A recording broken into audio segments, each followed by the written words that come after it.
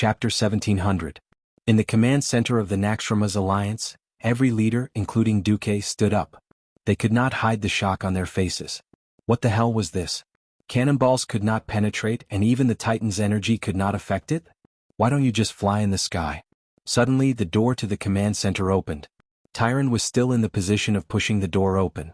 Duque could see that there was something wrong with Tyron's eyes. Her pupils had also turned white. It was not the white of the scara, but a strange kind of white that could be distinguished from the scara of her eyes. That psychedelic glow made Duque think of a possibility. Duke Marcus, Arthas is going all out. That is, the Lich King's domain. As soon as this Tyron spoke, Duque knew who she was. Elun? Yes, the situation is a bit urgent. I attached a little of my will to my high priest. Sorry? Elun said. Duque narrowed his eyes. He realized that there was something that Elun did not want to talk about through divine descent like before. He asked tentatively, domain? Of course Duque knew what a domain was. He was just not sure if the domain he knew was the same as the one in front of him. Look at the sky, Tyrant, who was possessed by Elun, said loudly. Oh. Everyone looked at the open skylight. There was still a dark cloud above their heads. Nothing. Wait. This evil aura was getting thicker and thicker. Elun smiled bitterly. Finally found out? I just found out. It seems that we have all underestimated Arthas. In fact, he is opening the largest canopy of the undead in history.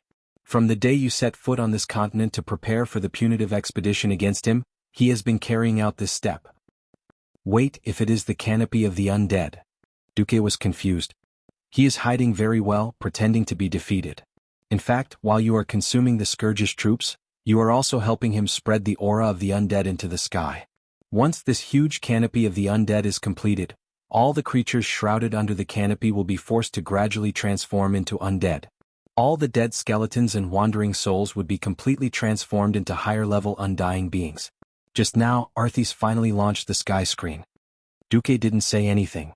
He noticed that Elun had used the word ruthless. Look. Elun pointed with her finger. Countless undyings appeared in many of the videos. They emerged from the crevices of the cliffs, from beneath the snow, from the tiles of the ice-crowned fortress, and from the cracks in the decorations of the fortress walls. Originally, the undyings would have appeared as ambushers and caught the attackers off guard. Apparently, they didn't know what had happened. They actually ran out of control. This is, Elun said with certainty, I was right. Activating such a wide canopy of undead far exceeds the upper limit of the Lich King's control, so the price is that Arthas has to give up 99% of his undead subordinates. It was no exaggeration to say that the Doomsday Army was in a state of collapse and chaos. Since he had paid such a heavy price, Arthas's only choice was to try his best to recoup his losses. Magni clenched his teeth. Good. Arthas is ruthless. At this moment, Arthas's sole voice resounded in the sky. Have you finally found out? Unfortunately, it's too late. The great kingdom of the undead is already under construction. You will all become my people. My slaves. Don't even think about it. Servana scolded. It's too late. Perhaps you demigods are immune to my death curse, but as long as you are immortal, you will not be able to escape from my palm. Even if you leave Northrend now, the death curse will still accompany you and accelerate the countdown of your life. When you return to your warm homes in Lordaeron to reunite with your families, you will become the most ferocious undead, bringing your family, your friends, and your loved ones into the kingdom of the undead. Arthas's huge illusory head laughed maniacally in the sky above the ice-crowned fortress. He took off his helmet that symbolized terror and revealed his original appearance. Arthas, who used to be so handsome, now had a head of white hair that looked like a dead man's. His face was firm and well-defined, and now every curve of his face was full of evil and madness. His cheeks trembled, and the stubble on his chin looked like the hand of a devil. No, it's not too late. Tyrant, who was possessed by Elun, pointed at the ice-crowned fortress. As long as I defeat you before this canopy of undead is completed, everything will end. Hearing Elun's shout, Arthas stopped his maniacal laughter. He suddenly said, Yes. Come in. Come into my stage of righteousness and evil.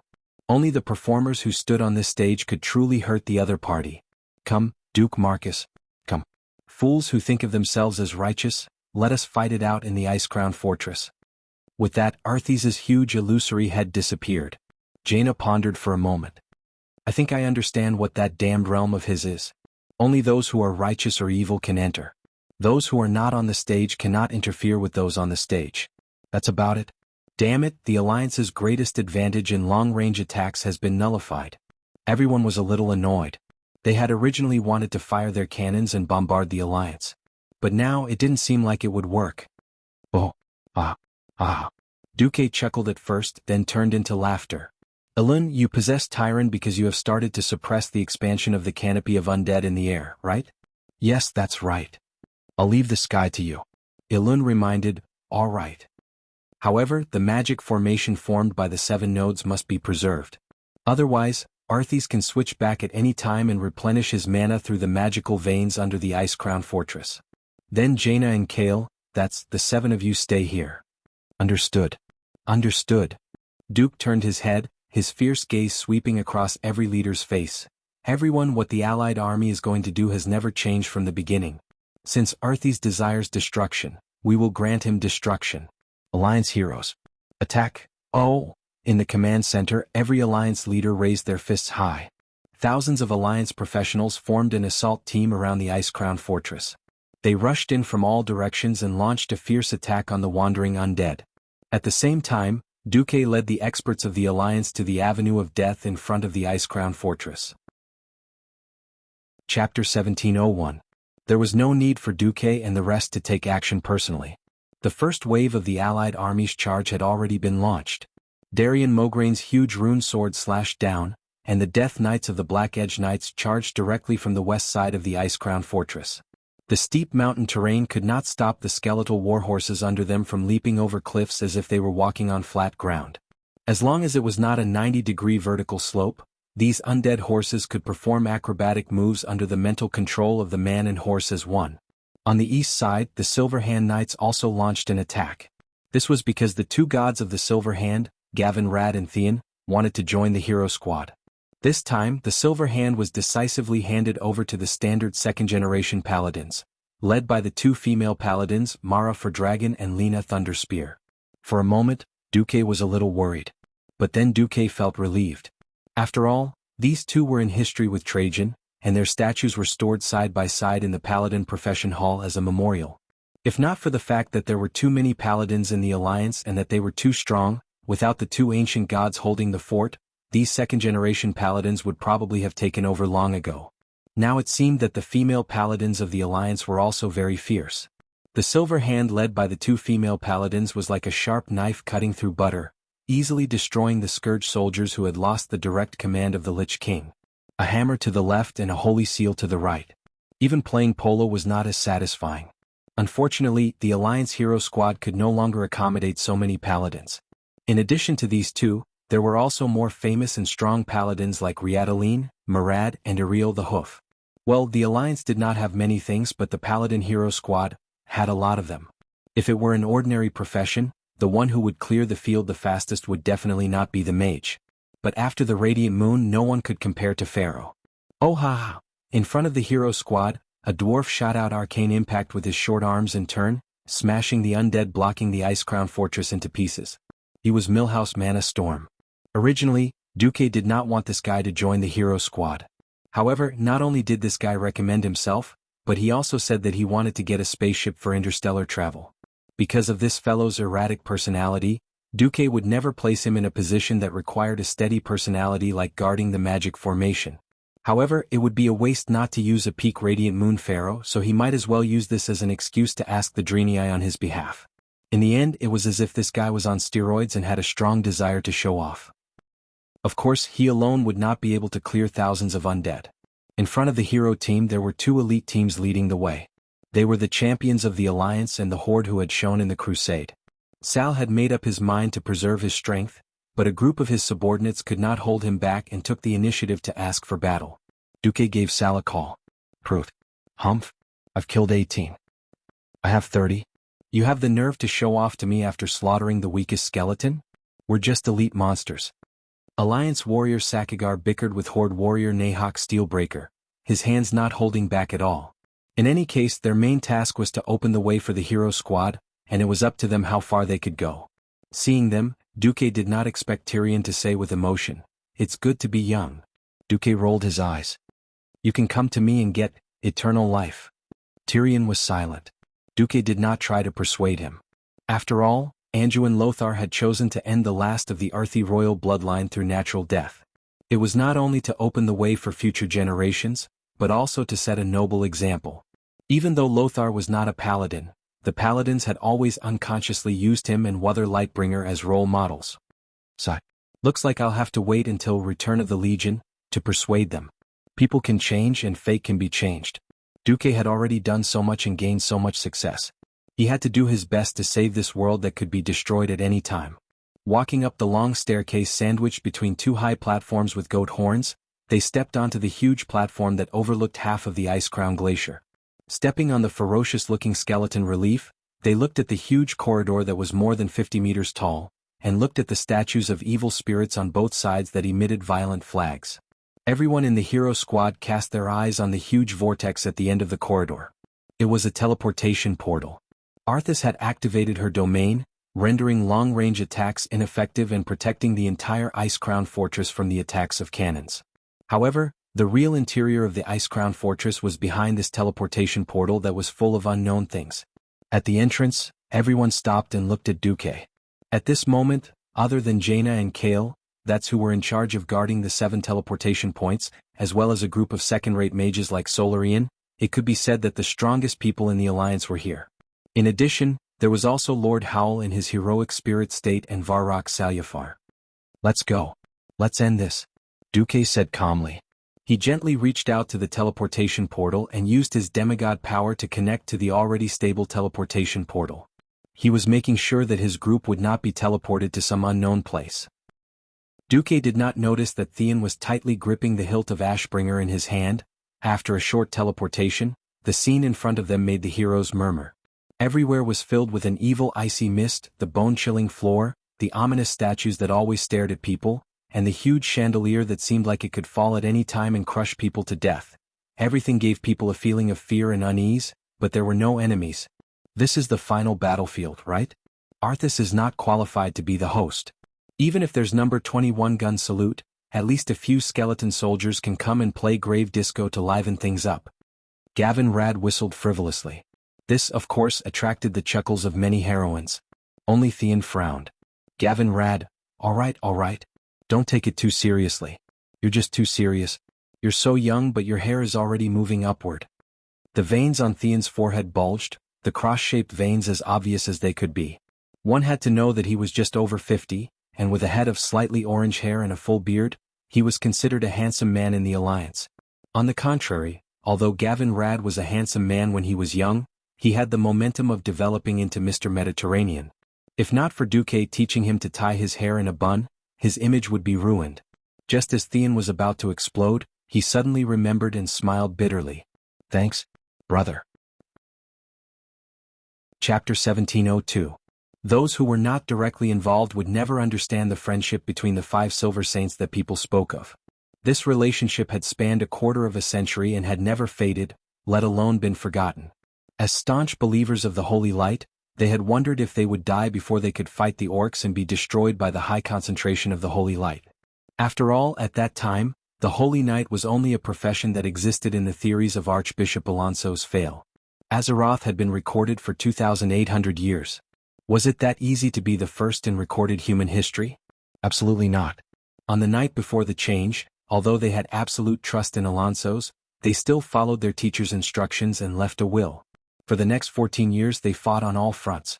They had thought that they would die on the battlefield, under the axes of the orcs, under the claws of the demons, or even under a terrible curse. But none of them had thought that they would die in the hands of their own disciple.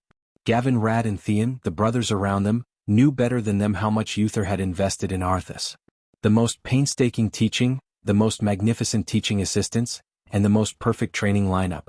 What Uther wanted to teach was the perfect next generation of holy knights that combined all the strengths of the 5 of them.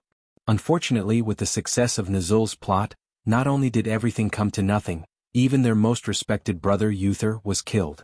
Did they hate Arthas? The answer was absolutely yes. This was definitely not pure hatred.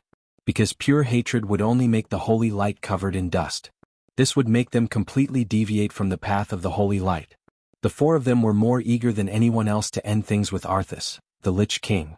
Even after the disappearance of Sidan and Turalian, Theon and Gavin Rad firmly believed that if they were still alive, they would definitely continue to have the same feelings. In the face of the impending danger of Azeroth again and again, they were willing to obey orders to deal with the enemies in front of them first. This did not mean that they had forgotten about Uther and Arthas, who was still at large. The Holy Knight was not a profession that used the holy light to encompass everything. In addition to holy and protection, the Holy Knight also had the most important punishment. There was also a key skill called reckoning. Yes, today, here and now. This was the day of reckoning for the 4 Silver Saints. 2 stalwart figures walked in front of the group, one on the left and one on the right. One of them was carrying the door-like Ashbringer, and the other was carrying the harpoon-like Windchaser sword. The surging energy rippling from the 2 divine weapons seemed to confirm the excitement of their owners. Looking at them, Duque pursed his lips. Duque knew that he was not the star of the show today. There were no enemies in the cold and deep corridors and palaces. Perhaps, even Arthas knew that it was impossible for the Calamity soldiers to overwhelm this hero team with numbers. This was because Duque was one of the experts who had entered the Ice Crown Fortress. Along the way, Duque constantly relied on the system elf to analyze everything in this domain. He was surprised to find that Arthas didn't restrict his access to the elements, and even allowed him to extend the weave into Ice Crown Castle. This made Duque deeply suspicious. What was Arthas up to? It was only after reaching the 5th floor that there were changes. Very abruptly, the scene in front of every hero's eyes was cut apart. More than 10 black lines cut everything in their field of vision into pieces. This wasn't an illusion. Space was really being cut apart. Protect yourselves, Duque shouted sternly. This shout was actually just instinctive. The moment space was cut apart, it was already destined that the sound transmitted through the air would not reach the ears of the hero team. Duque waved Atish, and immediately discovered that a strong suction force was sucking him to a huge square. Originally, Duque didn't want to follow the other party's wishes. When he sensed the other party's aura, Duque changed his mind. In the darkness, a square entered Duque's vision at high speed. The ground was covered with patterns of skulls, the dark green carvings, the surrounding towering pillars, and the layers of concentric patterns that looked like chrysanthemums in the middle of the square made Duque immediately realize where he was. Wow, that's interesting. He's actually welcoming me in the territory of his dead wife. This was indeed a part of the Ice Crown Fortress. It turned out that here the players would face Maligo's wife, Syndagosa, who had turned into an ice dragon. Unexpectedly, after Syndagosa was beaten to a pulp, the one guarding this place would be Maligos, who only had half a body left. Yo, Maligos, you want to deal with me alone? You think too highly of yourself, don't you? Get Arthas out here. Duque had a smile on his lips, his expression full of mockery. Maligos opened his mouth, which was basically only left with bones. The dragon's mouth, which was barely attached to dry lips and muscles, let out a furious roar of the soul. Despicable thief. I still have a score to settle with you. Don't worry, you won't have the chance to meet the great Lich King. Faced with Maligo's anger, Duque didn't care. He scratched his head. If you can come at me together, why do you have to die one by one? You're courting death again. Maligos didn't fully understand what he said. But Duque's contempt was real. Du-ku, the terrifying dragon's roar shook the entire palace. Countless icicles that were originally frozen on the pillars and decorations of the main hall's plaza fell down one after another and fell to the ground with a crisp ping sound. It wasn't just Duque. Almost the entire team of heroes had been torn apart by the spatial trap just now. When he fell from the sky, what appeared in front of him was a huge monster that could tentatively be called humanoid, 6 stories tall. It stood on 2 legs with only 2 toes on one leg and 4 on the other. The left claw had 3 withered bones, and the right had 4 palms still wrapped in rotten flesh. Its left shoulder was a huge mouth. Wrapped in fangs, there was something that looked like a scapula. On the huge right arm there were 2 crooked arms. Its facial features were also very random. One eye was at the back of its head, one was below the crooked left corner of its mouth, and several more eyes were on its belly, arms, back and other places. Obviously this was another disgusting monster stitched with forbidden black magic. If Duque were here he would definitely recognize this as one of the bosses of Ice Crown Fortress, Rotten Intestines. On the other side, Gavin Rad was equally dumbfounded. F***CK. I'm about to throw up the bread I ate last night. Unfortunately he encountered Rotten Intestines' brother, Rotten Noodles. Chapter 1703. F***ck. I'm about to throw up the bread I ate last night. Unfortunately, he met Rotten Intestine's brother, Rotten Noodles. In addition, William encountered the undead creature, Lord Malorger, which had 4 skulls. Magni against Lady Fallen Whisperer. Elucia and Curia to Professor Putter's side. The highlight was when the 3 demigods fell in front of the frozen throne. Onyxia, Vashch, and Sylvanas, the 3 demigods could be said to be the strongest in the alliance apart from Duque. Oh, what a good plan. So the Lich King only knows how to bully women? The human form Onyxia swung her long black hair with her right hand and put on a charming expression. On the frozen throne, Arthas did not move at all. After taking off his helmet, his pale face showed a rare look of ridicule. The great Azeroth guardian dragon actually has the cheek to say that you're a woman? Sure, I'll open a portal for you. You can leave Ice Crown Fortress by yourself. After saying that, Arthas actually opened a portal surrounded by a frosty aura. The top of the portal reflected the scenery outside. As long as Onyxia stepped out of the portal, she would be able to return to the Alliance's camp near the Castle of Evil. The problem was, would the Black Dragon Princess dare to do so? She had finally made a name for herself under Duque and developed from a pitiful mount to a harem. If she dared to escape on her own, Duque would peel off her dragon skin and beat it like a drum. Glancing at the side, she saw the silent Sylvanas and Vashch, who was quietly watching her performance in a maid's uniform. Vashch aside, Sylvanas would never abandon Arthas, his opponent, and leave. If Duque was here, there would still be Duque to suppress Sylvanas. The main point was that Duque wasn't here.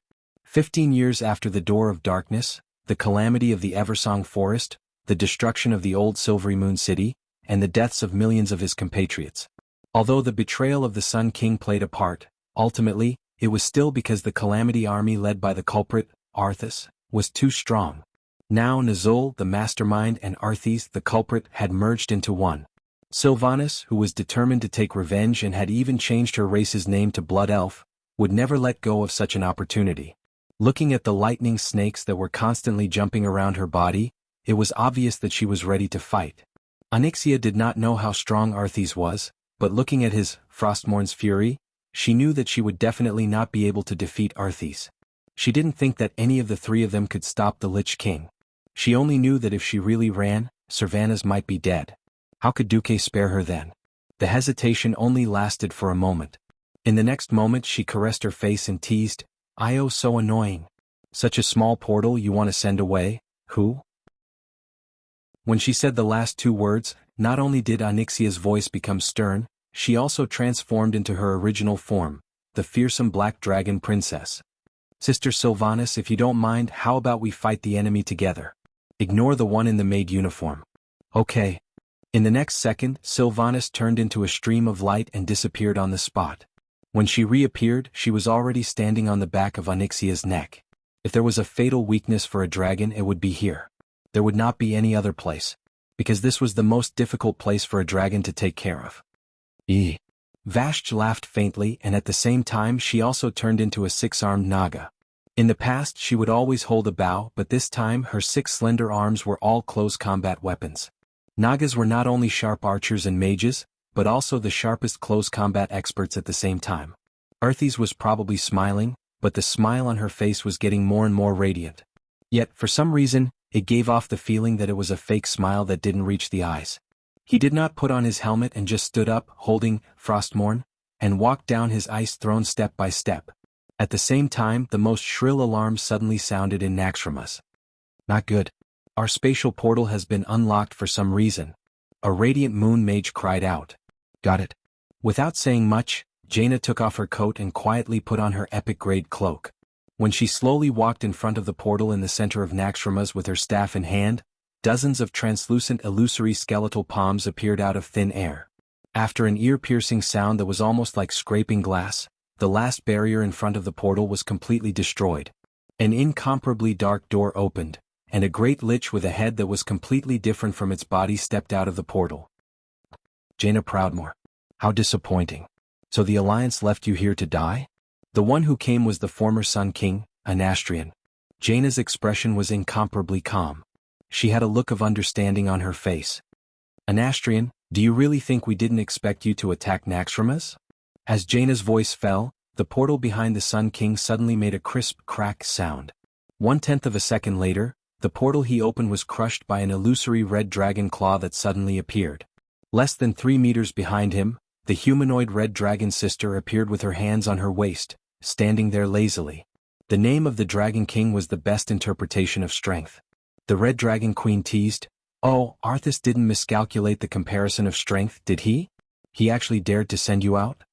It wasn't just Alexstrasza. Not far to the right of the Sun King, a portal formed by the swinging of fire elements opened, and a figure familiar to the Sun King stepped in. "Ah, isn't this the son who betrayed me?" If the Sun King still had muscles on his face, this would be an extremely sarcastic and mocking smile. Unfortunately, a skull made of ice could not express any facial expressions. "Kale," that said softly, "I came today to make a final end to our relationship, father." Ga. The sound of the ice skull's upper and lower jaws constantly opening and closing was quite unpleasant to hear. Anastrian laughed. "No. My child, as long as you are my child for a day, you will always be my child. You can't get rid of the destiny that I have bestowed upon you." The Sun King spoke with such certainty that it gave Kale, "That's an ominous premonition. Could it be that this former father of hers had some sort of backup plan?" Chapter 1704. Ha ha ha. Alexstrasza was the first to laugh wildly. Ha ha ha. "Bones, so you didn't become a lich but a clown? What a good joke. I haven't heard such a funny joke in 20,000 years. The red dragon Big Sis smiled beautifully. One could see the outline of her exposed abdomen. Jaina's face was cold and she spat out her venomous tongue mercilessly. "Enough. Anastrian, your dirty soul that betrayed your people has no right to talk about inheritance and the fate of your descendants. From the moment you sold your soul to the Lich King, you are nothing but a pile of smelly bones." Only Kale, that's the former prince who used to smile gently and elegantly, now had a gloomy expression. But his clenched fists and the few arcane fireballs spinning faster and faster behind him revealed the excitement and resentment in his heart. Only the Sun King seemed to be sizing up his surroundings with the ghost fire in his icy eye sockets. The Red Dragon Queen finished laughing. She put her hands on her hips and raised her head. "Did Arthas miscalculate something? Did he think that by giving you the skull of a divine artifact he could make you a real demigod? Or do you think that you are my match?" The Red Dragon Queen puffed out her chest proudly. As the leader of the Pentashade Dragon Kings, she had her own pride.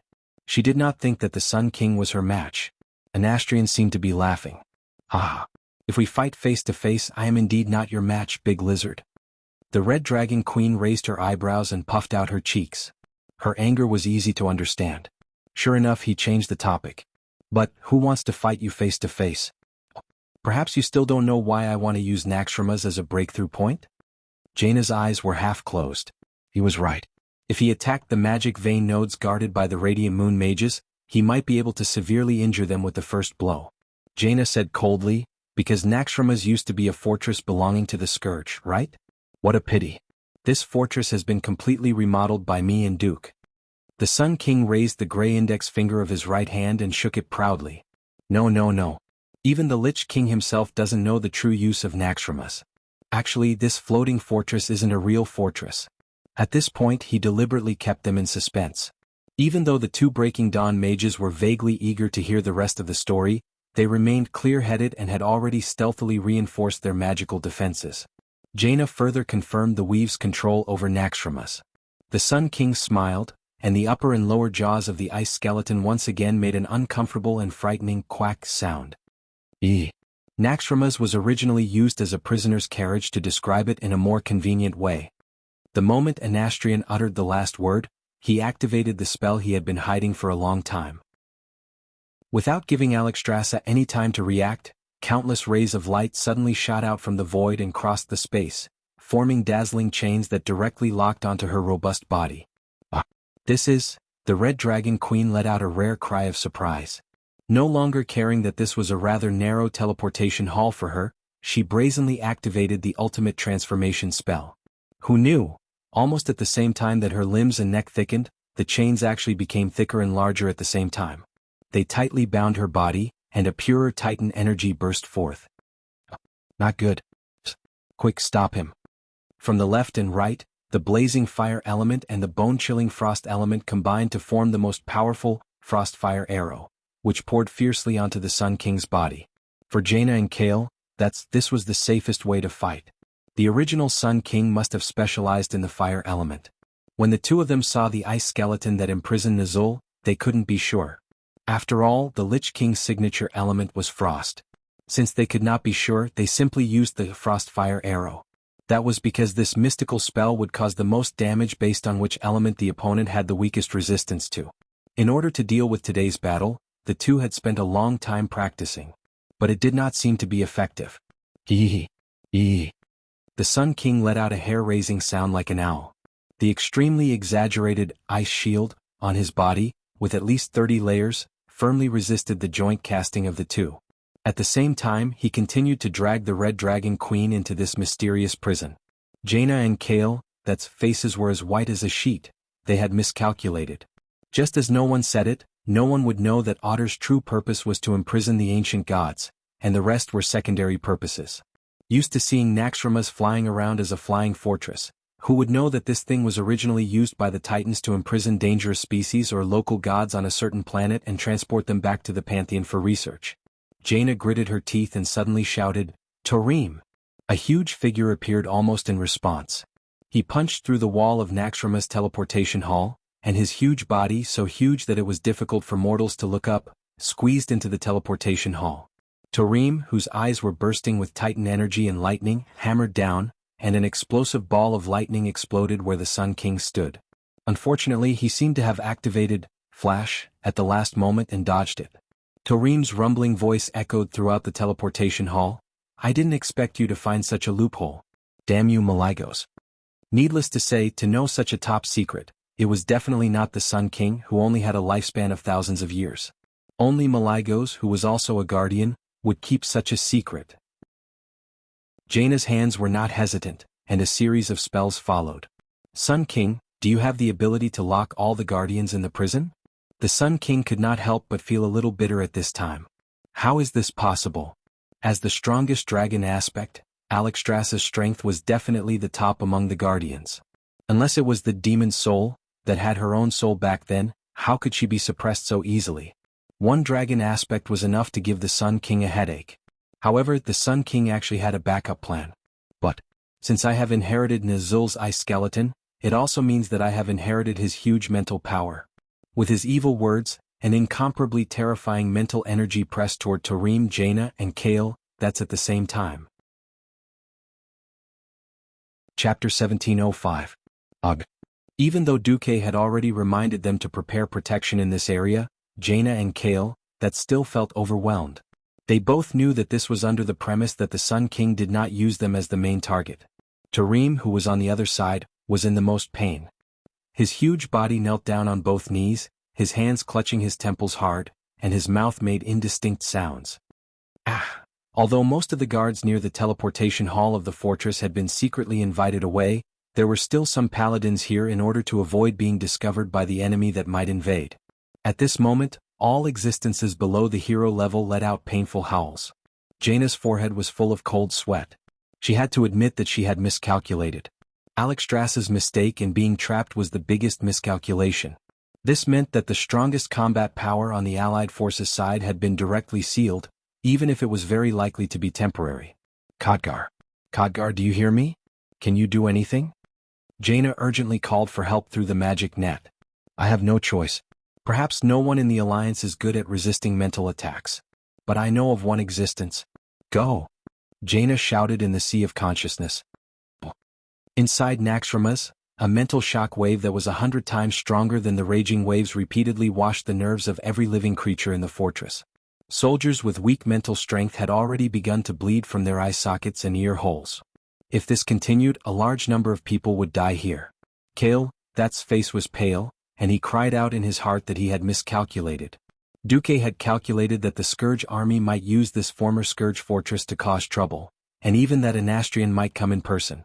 Unfortunately, Duque had miscalculated the strength of this Sun King. No one had thought that Arthas would actually give the ice skeleton that Nazul had used before to the Sun King, making his strength so terrifying. In just a few seconds, the tens of thousands of soldiers in the entire fortress were completely paralyzed. Everyone almost suspected that it was not an Astrian who had come, but the real Lich King Arthas. At this moment, a female voice suddenly came from the void. Umph. The voice was clear and cold, but it gave people a sense of confusion. It was as if the voice was not a voice, but an auditory hallucination. It was this voice that instantly brought Anastrian's unending spiritual waves to a halt. It was the haze of day. It was a jade-colored dream. Jaina suddenly realized who she was. An illusory and beautiful green dragon head appeared in the air above the teleportation hall. Even though the head had shrunk a lot, everyone could easily recognize it as Isra. Tsk. It's not that simple, is it? The Sun King spat and had no intention of retreating. Isra, who was in charge of the Emerald Dream, might not be able to leave due to the changes in the dream world. It was still possible for him to help out a little. After all, the ones here were not the undead who had been forced to step into the realm of the dead and had no resistance against mind control, but thousands of living humans with vibrant bodies and surging vitality. Even the demon of 1,000 throats, Yogg-Saron, who was also a master of mind control, did not dare to guarantee that he could control a guardian in an instant. Even for the other guardians who were betrayed by Loken, Yogg-Saron had to spend a long time peeking into the target's mind and breaking their hearts from their weaknesses before he could truly achieve a more perfect control. You have no chance. What awaits you is only eternal annihilation. Isra roared. The green dragon mouth opened, and a rainbow-like dragon breath that kept changing colors crossed the void and shot towards Anastrian. Annihilation? No. The only ones who will be annihilated will be you stubborn living beings who resist to the end. As soon as he finished speaking, the upper and lower jaws of his ice skull opened and closed in a strange manner. Should be laughing. A huge ice coffin appeared. The other two Breaking Dawn archmages wanted to treat it as ice barrier. No. Although they were both within the scope of magic, the nature of this huge ice cube was not that kind of thing. The Sun King's main body was like a salted fish sealed in ice. His entire skeleton was completely sealed by the ice, and every possible place where he could move was completely sealed. Jaina, Kale, Thats and Khadgar, the three great pharaohs' faces paled at the same time. Using an ice coffin made of extremely pure ice elemental essence to seal himself in was not necessarily the best form of protection. Normal archmages could only maintain ice barrier for 10 seconds at most. The demigod Lich was obviously not restricted by this. As long as the outside world could not break through this ice coffin of such purity and hardness, he could basically stay in it for as long as he wanted. But everyone present could feel that the Sun King was using this method to protect his body. At the same time, he was spreading his spiritual power everywhere and beginning to invade the fortress magic net system. Stop him. Kale, that shouted in shock. As one of the few pharaoh in the alliance, the former elven prince also used the magic net. After all, the magic net was too convenient and efficient. However, he was very clear about his own identity. So, although he had a very high level of use, he did not have the right to control it. The highest level of control of the magic net was naturally in the hands of Duque, and the second level was in the hands of Khadgar and Jaina. Now they were shocked to find that Anastrian was actually thinking of Naxxrama's magic net node. They were really shocked and angry. The core of the magic net was in Karazhan, and the second-level nodes were Naxxrama's and the Dalajan. The main cities of the Alliance were the third-level nodes. If Naxxrama's was taken, and Duque was not there at this critical juncture, there was no guarantee that Anastrian would have an even bigger idea. He could use spiritual control to invade the magic net, and even control the entire magic net and Karazhan, which could be used as a channel to cross astral planes. Without Kale, that's reminder, Jaina was already doing it. But she retreated from the teleportation hall like lightning to a medium-sized magic control node at least a kilometer away from the central area. As soon as she entered the magic net, she found that she could not stop it at all. A human could coordinate and control their own hands and feet, but how many more hands and feet would they have? This was no longer a situation that could be described as flustered. Her mind was immersed in the magic net. Even though Jaina had extremely high authority, she could only command a few spiritual energy balls at the same time to attack, suppress, and counter the spiritual invasion of the Sun King. Now, there were at least 1,000 spiritual attacks on the magic net at the same time. Even though this was the control node on the periphery of the magic net, Jaina already had the illusion that her territory was falling inch by inch, and she could do nothing about it. Chapter 1706. Multitasking. Multitasking. Multitasking. These were the same concepts, but they were on completely different levels. At best, Jaina could multitask. Dealing with 10 or so people at once was already her limit. Karthika had been dead for 26 years. He had been shocked by Duque's 100 hands, and by spreading out his spirit to read multiple books in Karazhan's library, he had trained his spellcasting abilities. After so many years of training, Karthika had turned himself into a super spirit world creature that could do hundreds of conflicting things at the same time without messing things up. Karthika's abilities were already very exaggerated. What was more hateful was that the ice skeleton kill Jaden had personally created gave Anastrian the ability to control more than 1,000 spiritual energy beams to attack the weave. No. We can't hold on any longer.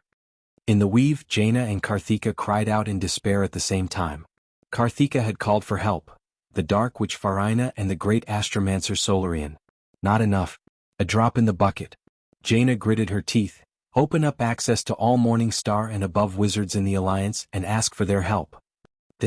Don't hesitate. No matter how bad it is, it's better than being taken away by an Astrian. At most, I'll go ask for forgiveness from Duque. Jaina made the final decision. In the next second, Jaina's voice rang through the entire weave. I am Queen Jaina Proudmoore of Kul Tiras.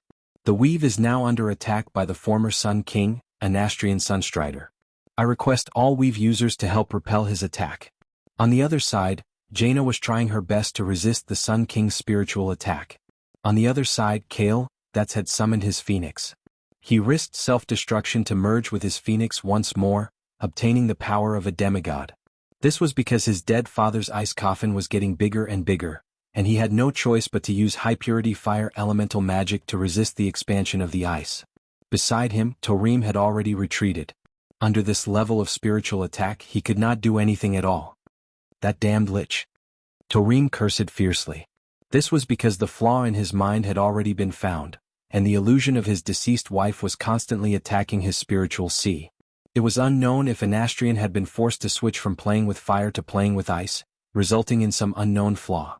He also attacked Kale, but his mental attacks were mostly neutralized by Kale, blazing mental fire. The situation suddenly entered a stalemate. Otter's guardians were all mentally flawed. If Tarim could not handle it, then the other three were even more so. It would be hilarious if Freya were to come up and be forcibly controlled to betray them. It wasn't an exaggeration to say that the Sun King alone was holding up 6 demigods and 2 Breaking Dawn powerhouses. Perhaps we've all underestimated the Lich King? Jaina could not help but think of her childhood friend. The fierce battle continued in Ice Crown Fortress. Be careful. Just as William shouted, Valilla, who was beside him, leaped away. Almost at the same time that the female elf dodged, a terrifying storm descended. Lord Malorgar, an undead creature with green soul matter as its core and white bones as its support, brazenly unleashed a skill similar to Whirlwind Slash. The white bone spikes that were fixed on the soul energy ball suddenly opened up and spun at a high speed. It looked more like a terrifying blender. Everything that was touched by the white bone would be crushed into pieces. What made William's scalp tingle was that after Lord Malorgar unleashed Bone Storm, he was advancing towards Brawl Bearskin, who had just been hit by a huge Lord of Calamity's thorn. A huge bone spike had pierced through this elven druid's waist. It was unknown if Brawl's internal organs had exploded. No matter who it was, being pierced through the abdomen by such a 2-meter-long bone spike that was as thick as a human thigh would definitely be in excruciating pain. Even under such extreme pain, Brawl was still yelling for William to ignore him. William gritted his teeth and leaped high, finally using his precious leap slash skill to smash the bone spike on Brawl's body. Actually, he had unknowingly made the right decision. Almost at the same time that he destroyed the bone spike, Brawl rolled to the side and dodged the bone storm of the undead leader. Blood splattered all over the ground, and William could see an organ that looked like a pig's kidney almost falling out of the big hole in Brawl's waist. Brawl's eyes were sharp and he quickly scooped it up. No need to look. He won't die just yet. Valilla pulled Varian back. Although Brawl's face was extremely pale, his chanting and his hand gestures were not messed up at all. A ball of emerald light rose from his palms, and he pressed it onto his abdomen. The huge bloody hole started to heal at a speed that was visible to the naked eye. In just 3 to 5 seconds, the bloody hole disappeared, and in its place was a new belly. Brawl laughed bitterly. I just barely managed to get my organs back in place. I need at least 3 minutes to recover about 30% of my battle power. William's hands trembled and he clenched his teeth. Leave this battle to us. In countless life and death battles, Brawl had guarded their backs. This time, it was their turn to protect this respectable brother of theirs. William merged the 2 divine weapons in his hands, forming a huge divine sword. His sharp gaze swept across Lord Malorger's body. For skulls are not enough. You better have 1,000 heads for me to chop off. In the next second, he turned into a strong gust of wind and blew towards the huge undead leader. On the other side, in a hall filled with skulls, Magni and Chandri's Feathermoon were fighting against the Church of the Cursing's Lady Deathspeaker. The flames from the Balrog's warhammer engulfed a huge humanoid monster that was as tall as 3 people. However, more monsters continued to pour out from the side doors on both sides of the hall. More than 10 supporters and zealots of the Church of the Cursing chased after the seemingly weak General Feathermoon. She was over 10,000 years old, but because she was Tyron's adopted daughter, she was a generation lower. While Tyron was talking to the leaders of the Alliance as equals, Chandri's was rather bitter. It was destined that she could only vent her frustrations in battle. Even though she was being chased by more than 10 powerful believers of the Church of the Cursing, this elven general who was in charge of guarding one side of the hall lightly stepped on a pillar 3 times and flew into the air. Chapter 1707. Chandri's twisted her body in midair and shot an arrow. Her next move was almost mistaken as a Nagas. Mortals couldn't shoot 3 arrows simultaneously, or 5 rounds of 15 arrows in a second. What was more terrifying was that the arrows were shot at the ceiling of the hall. When they flew in midair, they actually split into pieces. The fanatical believers looked up at the densely packed light spots. After they hit the ceiling of the hall, they did not bounce randomly. Instead, under the influence of a mysterious power, they were reflected back at a predetermined angle. The arrows whistled through the air and easily pierced through the bodies of the believers. In an instant, the side of the hall seemed to rain blood.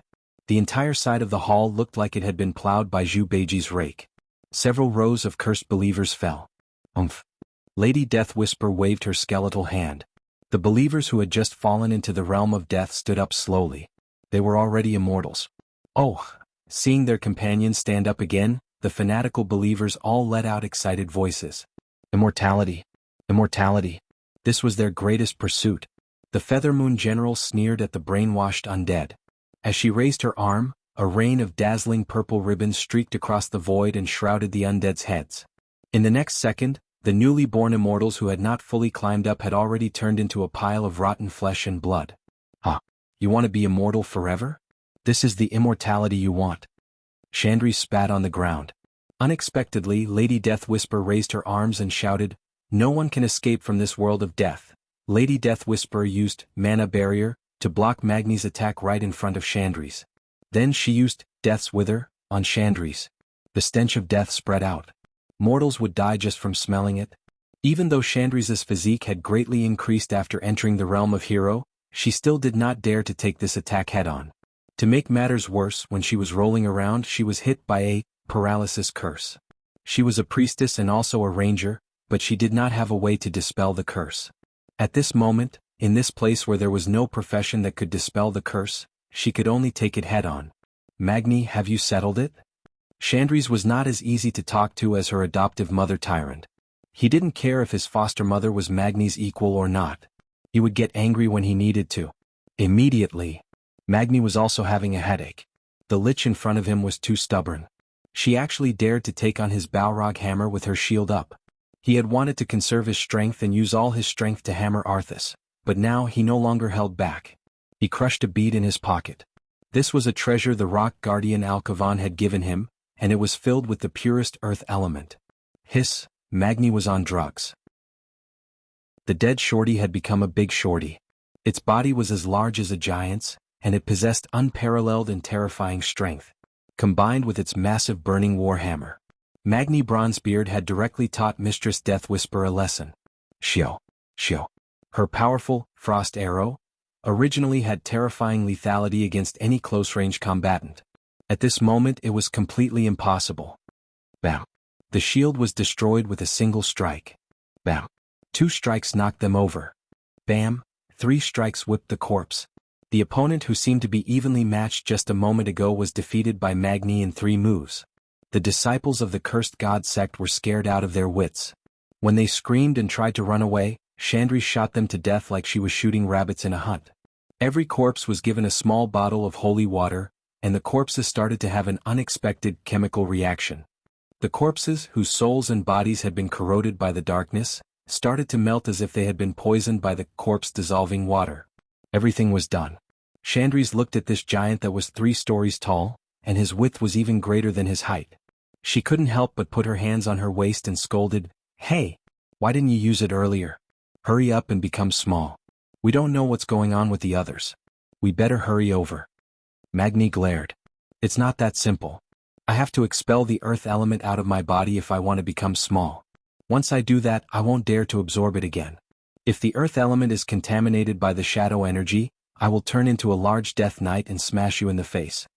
Chandris looked at the entrance of the hall that was too narrow for Magni and curled her lips. She was clearly saying, "Do as you see fit." Magni rolled his eyes. He could only expel half of the earth element. In the middle of the ice-crowned fortress, King Varrock Salyafar was swinging his axe and smashing his son, who had become a scourge death knight, at Drano Salyafar. Behind the father and son who were separated by life and death, was Grom Hellscream, who was silently watching the battle with Bloodhowl. Lord Howl was silent. The father and son before him represented the greatest sin of the Scourge army.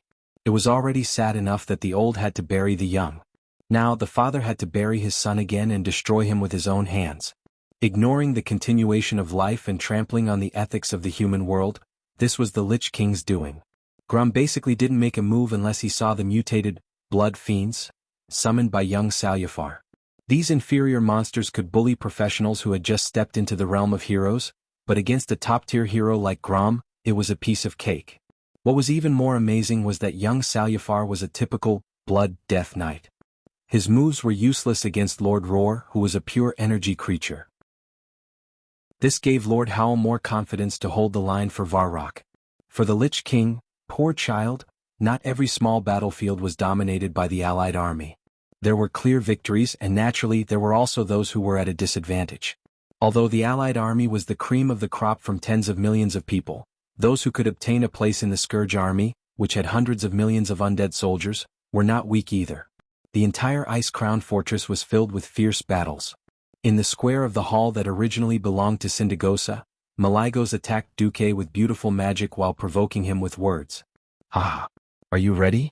Soon you will see your Sylvanas transform into the queen of the undead. And that little female dragon of yours and that filthy Naga." With a wave of his claws, Malygos summoned another terrifying ice storm. This was Ice-Crowned Fortress, Arthas' home ground. In terms of dominating the ice element, the Lich King's faction had an absolute advantage. Duque didn't just use the fire element to fight against it. Chapter 1708. Arthas was sitting on a magical ley line, while Duke was using the wirelessly connected weave to exhaust his mana. There was a natural gap between them. Duque very cleverly summoned over 100 hands of magic and used Arcane Barrage to continuously defeat the icicles that were flying at him. When Malygos gave up control of the frost element, Duque slowly seized control and purified it with holy magic. "Ah! His Majesty the Lich King is already killing your woman. You stole His Majesty's woman, and now His Majesty is here to steal yours." Malygos kept spewing trash talk, which made Duque quite unhappy. Malygos was a madman. Duque had known for a long time. Not only was he arrogant and crazy, but he also had no integrity. In the Battle of Ancient Times, if he hadn't let the weakened blue dragons attack Neltharion in a rage, the blue dragons wouldn't have been wiped out, and his wife wouldn't have died just like that. After his wife died, he was afraid that his wife's ghost would haunt him, so he let her grieve in the far north for 10,000 years. Later, when his wife's corpse came back to life, Malygos didn't clean up after himself. Instead, he had sex with a red dragon girl who could be his daughter in the magic pivot. He even played sadistic games and tortured her into insanity. Duque never knew why there were players who liked Malygos before he transmigrated in his previous life. Anyway, this guy might have been a bit like a dragon king before the Battle of Ancient Times. After that battle, this guy didn't do anything good. Even in his experience, Duque couldn't find anything excusable. Malygos' mouth really angered Duque. Wasn't Duque afraid that Sylvanas would become the undead queen again? Yes, of course he was. Before he transmigrated, Duque still had some longing for the valiant Sylvanas who wasn't queen, but now Duque didn't think about it at all. Who would want the woman who had been by his side for so many years, who was connected with him, and who was even willing to have children with him to suddenly become a cold and terrifying corpse? Get lost. Only a moron would be willing. To be honest, Duque couldn't wait to destroy Arthas as soon as possible. He wanted to completely eliminate this terrible possibility that was infinitely close to zero. There was a moment earlier when Duque still had a chance to break through Arthas' trap, or at least bring Sylvanas back to his side. But when Duque discovered that Sylvanas' fighting spirit had skyrocketed after sensing Arthas' aura, Duque decided to give up. If you love someone, you must accept all of them. Duque looked forward to the Queen of Greece, who seemed to have walked out of the illusion into reality. He loved her courage to take responsibility for what she did and her courage to break free from her fate in the face of adversity. Naturally, he had to accept her anger and hatred. Not only Queen Sylvanas, but the Windrunner sisters would never let Arthas go. However, eldest sister, third sister, and fourth sister buried this hatred deep in their hearts, while Sylvanas showed it all on his face. Let her be. If she didn't try, if she didn't do her best, she wouldn't give up. The only question now was, would Arthas defeat Queen Sylvanas first, or would Duque take care of Malygos first? After a few minutes of probing, Duque had a rough understanding of Malygos. Among the undead dragons, bone dragons that fought with basic instincts and under the command of high-level undead were the weakest. Because after losing their elemental dominance and spellcasting abilities, bone dragons seemed very strong, but in reality, they couldn't even beat a living dragon of the same level. After all, muscles and tendons were quite obvious bonuses for a dragon's melee attacks. One level higher were ordinary ice dragons. They already had bones, and because they still retained a relatively complete soul, they could control the elements and release simple frost dragon breath. Among the undead dragons, one level higher were like Sindagosa. Although she had lost the ability to think independently, 10,000 years of hatred made her soul extremely powerful. Magic was based on the existence of the soul. The strength of the soul also led to the improvement of spellcasting ability. If not for Malygos, the one standing in front of Duque today would have been his dead wife, Sindagosa. And the highest level was undoubtedly an undead dragon like Malygos. Because Dracolic's specialized spellcasting abilities, the price they had to pay was that they couldn't preserve the power of melee to the greatest extent. For the blue dragons that relied on spells to survive, this was the best choice. If not for the previous interception, which cut Malygos' body in half and intercepted the Titan runes, Malygos in the form of a Dracolic would probably be even more powerful. Frankly speaking, even with a large number of Titan runes in the elemental domain, Duque really didn't dare to say that he could suppress Malygos, who had the geographical advantage. Perhaps this was the main reason why Arthas had specially sent him to stall for time. Hate your powerlessness. Lament that your women are going to become undead. Duke Marcus, this is your punishment for offending me. Once I kill you, you and your women will become my slaves. I will torture you. I will torture you for 10,000 years. Malygos, who was in a state of madness, kept shouting. Duque didn't know if he should curse at the Blue Dragon King who had completely let himself go after the fall. In the sky, the dancing snowflakes quickly gathered at one point under the Dracolica's control. In less than a tenth of a second, they formed a giant icicle that was big enough to pull the pillars of Orgrimmon. When he threw the icicle at Duque, dozens of shining blue arcane missiles pierced into the icicle like spears. The arcane energy killed the frost elements and caused an intense explosion.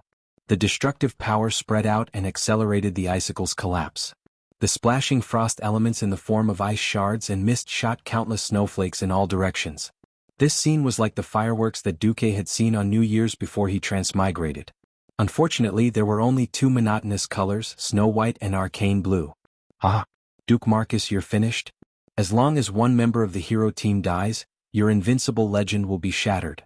They will immediately join the Calamity Army and defeat the heroes that you're so proud of one by one like a snowball. Just wait to face the Calamity Army formed by your women and subordinates. Is that so? Duque smiled faintly. He had to admit that Malygos' words were a little bit right. All along, there had been too many powerful people who died in the early stages of history. When the return of the Legion came, there was always a sense of heartache. For so many years, Duque had been holding the command of the hero team. This was what he was afraid of. Victory kept accumulating and Duque was a little worried again. He was like a nanny or a spoiler, telling everyone the enemy strategy in advance and then winning. Would such a victory be able to temper a strong individual to take charge of an area? Chapter 1709. The alliance was getting stronger and stronger. However, after Duque came to power 15 years after the Dark Portal, the new ballads that were sung in the taverns lacked a sense of history. A victory without sacrifice could preserve vitality to the greatest extent, but on the other hand, it couldn't sharpen the strongest will. Gradually, Duque discovered that there was an uncontrollable blind optimism in the upper echelons of the Alliance. Yes, the 3 leaders of the Burning Legion had fallen, or at least that was what it looked like. The 2 ancient gods had also been defeated. What could stop the Alliance's hero team? No one said it, but that was what they all thought. In such a good situation, it seemed that everyone was a little complacent. Duque couldn't imagine what would happen if they continued to maintain this mentality when facing the Burning Legion's apocalyptic attack. But he couldn't deliberately lose a battle of this level. He could only hope that there would be a suitable battle. It was difficult. Phew. Letting out a long breath, Duque's eyes became determined. He understood his future path a little bit, to delegate power and let the leaders face the storm alone. This path might be difficult, and it would be accompanied by blood and sacrifice, but it was necessary. But before that, he had to defeat Arthas first. The magic that was bombarding him seemed to have nothing to do with Duque anymore. He fell into a strange state of tranquility. A tish was raised high in his left hand as if to show off, and the bright arcane light almost blinded Malago's ghost eyes. In fact, Duke's right hand, which was behind his back, was actually holding his Song of Light and Shadow. System Elf, activate Arcane Storm in 10 seconds. Understood. In 10 seconds, the situation on the battlefield, which had almost become a fixed pattern, suddenly changed. Malygos was caught off guard by this fierce attack that came almost without warning. The aura of almost squeezing out every drop of magic power really shocked Malygos. According to his estimation, not only did Duque exhaust the magic power of the magic circuit in his body, but he also didn't let go of the magic power of the external magic net circuit attached to it. For a mage like Duque who grew up in the orthodox way, arcane magic was the absolute foundation. Without the support of the arcana technique, it would be difficult for him to use the ice and fire elements smoothly. Duque's actions were tantamount to destroying his own foundation, at least in the short term. Is Duque mad at me? Or is Sylvanas really his reverse scale? Malygos sneered in his heart. Both of them were top-notch magic elemental magic. In a situation where both of them had similar levels of mystery and concentration of elemental magic, the deciding factor of victory was no longer magical techniques. The key to victory was usually the amount of elemental reserves, vitality, and magic resistance of each other. From Malygos' point of view, he had the support of the Lich King's magical ley line, while Duque had the magic net that connected the 4 major elemental realms. In a situation where they could not cut off each other's elemental supply, this battle would become a long one. That was exactly what he wanted. He believed that the Lich King would finish his battle before the outcome of this battle was decided. It would be difficult for Sylvanas, who only used the wind element, to break through Arthas' defense. While the power of lightning was impressive, it would be difficult to defeat Arthas, who had the home advantage. When her offensive weakened, it would be the end of the battle, and Arthas, who had more stamina, would win. Malygos did not know that Duque had made the same judgment faster than him. Tens of thousands of arcane energy beams, which looked like turbulence but were actually precisely calculated by the system, shot out in less than 1/100th of a second.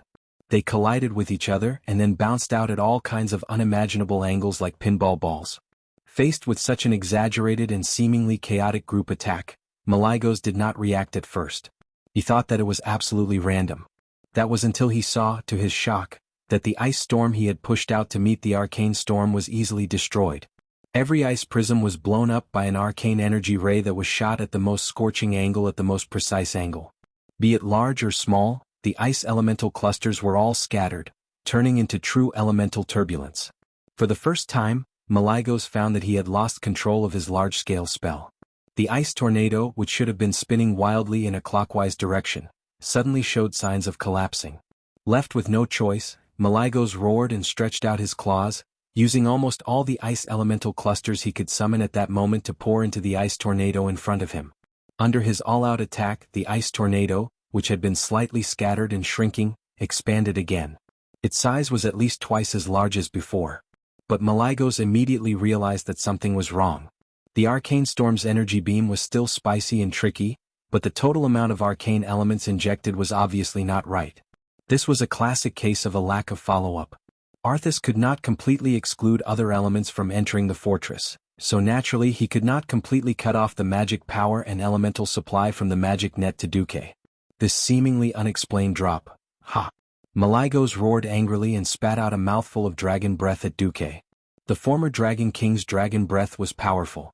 But in the eyes of an elemental sculpting expert like Malygos, dragon breath was simply a torrent of energy. It was powerful, but the efficiency of using the elements was too low. He couldn't care so much. Under his nervous gaze, he didn't know if he was lucky or not. The dragon breath that gathered the incomparably pure ice elemental clusters was like a raging wave. It easily eliminated the interference of the large and small arcane energy beams and hit Duque, who was originally standing on the steps of the square. There was no ice barrier, no magic shield, not even a trace of panic. The moment before Duque was completely engulfed by the frost dragon breath, Malygos saw the mocking smile on Duque's lips. That was the smile of a cunning scheme succeeding. At that moment, Malygos felt that his heart, which had stopped beating long ago, seemed to have regained its vitality. Then, because of the most intense shock, it suddenly jumped. "Not good," Malygos cried out. "It's too late." At that moment, 100 meters above Malygos' head, an arcane energy cluster that seemed to be unable to cause any damage to the Dracolich suddenly exploded. The real Duque appeared. At the same time, Duque shot out like a cannonball and crashed into Malygos at high speed. With a thought from the Dracolich, ice dragon ghosts of various sizes appeared in the void beside him. They opened their mouths and released countless powerful ice elemental magic attacks. These spells hit Duque, who was charging down at high speed. It was like a surging wave crashing into the bow of an icebreaker and then parting to the sides. However, the waves that were knocked away were made of white ice elemental lines. Chapter 17:10. This is, as if mimicking the constriction of a human's pupils, the two soul flames in the eye sockets of Malygos' dragon skull shrank instantly. The muscles on his face that had dried up due to the loss of life could not reflect the former Blue Dragon King's shock and anger. However, the elemental waves on his body clearly showed that he was temporarily out of control of the surrounding elements. Even if this temporarily only meant less than 1/10 of a second. In a battle between demigods, this was enough. The ice elements that were thrown out were harder to retrieve than water that was spilled. On the surface, it looked like he was going all out, but it turned out to be Duke's bait. Malygos played all his cards at once. It was a classic big move that missed the enemy, and he felt extremely uncomfortable. The ice dragon spirits that he summoned were the soul cores of the ice dragons that Duque had destroyed in Rotterdam. After Malygos, the Blue Dragon King, surrendered, Arthas was no longer interested in holding onto these dragon spirits. He only wanted to hold onto Malygos' soul cores. Malygos hoped that these ice dragon spirits could interfere with Duque, even for a moment. He was destined to be disappointed. His subordinates from 10,000 years ago were useless. Duque raised a tish high in front of him. The blue light that bloomed from the drumstick was a strange spell made of high-purity arcane energy. It was similar to a subspace effect. All the elements that crashed into it were repelled without exception. It was not a matter of whether the elements could cause damage, but the air around the tip of the staff did not allow any form of energy or elements other than Titan energy to exist. This was the crushing of a high-level mystery against a low-level mystery. "Don't underestimate me," Malygos roared. Facing Duque, who was diving down, Malygos stretched his neck and bit at Duque with the speed of a viper's tongue. He had to admit that this move was a bit unexpected. The strongest thing about dragon liches was their magic. Their spellcasting ability was so powerful that it was easy for people to forget that they were dragons before they were liches. The sharp teeth of a dragon could tear apart 99% of the existence in this world. Even Duque, who already had a demigod body, was definitely not in that 1%. Bitten? Almost there? Just from the taste alone, Malygos knew that he was about to bite Duque. Duque was practically delivering himself to the dragon's mouth. He ran headfirst into Malygos' big mouth that was filled with the stench of decay. According to the normal procedure, Duque would be swallowed in one gulp. Even if the former Dragon King's stomach had withered and shrunk, as long as there was enough shadow energy, Malygos could still recover some of his body's functions. For example, he could quickly secrete gastric acid and melt Duque. This was Duque's real body without a doubt.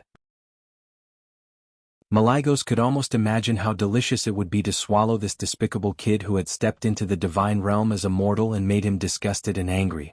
Perhaps his taste buds had degenerated and he could no longer taste anything. But that kind of spiritual satisfaction must be indescribable. Just as Malygos was thinking about swallowing, Duque's cold voice suddenly came from his mouth. "Stupid dragon. You're thinking too much." Accompanied by this angry curse, an incomparably bright golden light burst out from the gap between the dragon's teeth. Wah! It was a feeling of extreme heat. It was as if what he had eaten wasn't something else but a sun. High temperature, scorching heat, and a burning pain that burned his soul. It was as if his tongue had been pulled out by a hot poker and then burned off with an ultra-high temperature welding torch. Unable to control himself, Malygos subconsciously let out the most miserable scream. This wasn't the end. Duque pulled out Song of Light and Shadow. It was definitely not as simple as cutting off Malygos's broken tongue from his smelly mouth. This was just a part of his plan. In less than 1/3 of a second, Duque, who had switched to a sword, had become one with it. He directly broke through Malygos's rotten chin muscles and pierced through. A golden light flashed and connected Malygos's chin and chest. The sharp golden sword rotated clockwise at high speed, turning into a terrifying drill. Vivi!